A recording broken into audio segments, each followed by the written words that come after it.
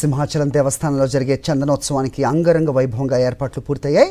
ఉత్తరాంధ్ర జిల్లాల ఆరాధ్య దైవమైన శ్రీ వరాహలక్ష్మి నరసింహస్వామి వారి నిజరూప దర్శనం రేపు జరగనుంది.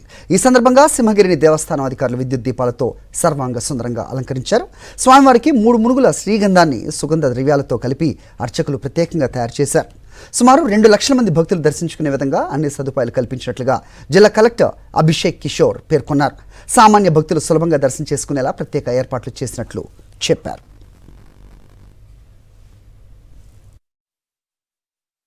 ఉత్సవం ఏర్పాట్లన్నీ పూర్తి చేసుకోవడం జరిగింది 2 రోజుల ముందే. అలాగే టికెట్ సేల్స్ కూడా 2 రోజుల ముందే 100% కంప్లీట్ చేసుకోవడం జరిగింది.